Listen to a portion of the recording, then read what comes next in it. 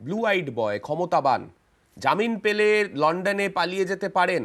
আদালতে শেখ শাহজাহান সম্পর্কে এমনই মন্তব্য করলেন ইডির আইনজীবী।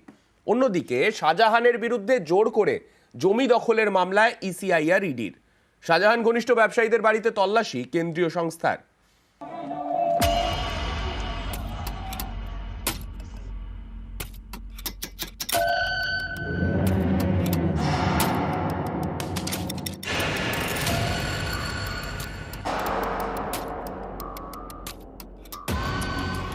সন্দেশখালীর বেতাজ বাদশাহ শেখ শাহজাহান গত 5ই জানুয়ারি তার বাড়িতে যায় ইডি রেশন দুর্নীতির তদন্তে, কিন্তু শাহজাহানের দেখা মেলেনি। তার অনুগামীদের হাতে আক্রান্ত হন ইডির অফিসাররা। তারপর থেকে বেপাত্তা শাহজাহান। ইডি কোর্টে আগাম জামিনের আবেদন করেন শাহজাহানের আইনজীবী, যার বিরোধিতা করে ইডির আইনজীবী বলেন, শেখ শাহজাহান ক্ষমতাবান ব্যক্তি। 15 মিনিটে 3000 লোক জড়ো করে ফেলেন। রাজনৈতিক পদে রয়েছেন, blue I'd boy, talk of the town. জামিন পেলে যদি লন্ডনে চলে যান তাহলে মামলা ভেস্তে যেতে পারে। শেখ শাহজাহানের বিরুদ্ধে রেশন দুর্নীতির মামলা ছিলই, যুক্ত হয়েছে জোর করে জমি দখল এবং খুনের মামলা।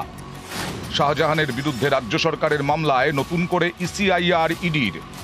অন্যদিকে শুক্রবার 7 সকালে অভিযানে ইডি কলকাতা, হাওড়া এবং উত্তর 24 পরগনার 6 জায়গায় তল্লাশি। কেন্দ্রীয় তদন্তকারী সংস্থার এই অভিযানের সঙ্গে জড়িয়ে শেখ শাহজাহান। তিনি বলতেন, সন্দেশখালীর ভেড়ির নোনা জলে সোনা ফলে, অর্থাৎ মাছের ব্যবসায় বিপুল লাভ।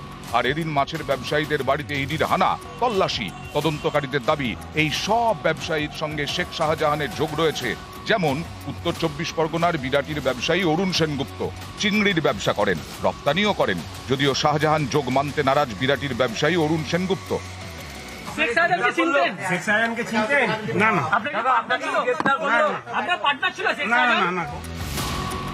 এদিন হাওড়ার ব্যবসায়ী পার্থপ্রতিম সেনগুপ্তর বাড়িতেও যান ইডি আধিকারিকরা। তিনিও চিংড়ি রপ্তানি করেন। 5 ঘন্টা পর তার বাড়ি থেকে বেরিয়ে যান ইডির অফিসাররা। ওনারা দেখে গিয়েছেন অ্যাডিকুয়েট কোয়ারিজ হচ্ছে এবং হবে, হয়তো কিছু ট্রানজাকশন ওনাদের দেখবার ছিল, যেটা আমাদের এখান থেকে কিছুই পাননি, বিকজ আমার বাবা 2016 সাল থেকে সমস্ত ব্যবসাপত্র থেকে ডিটাচ।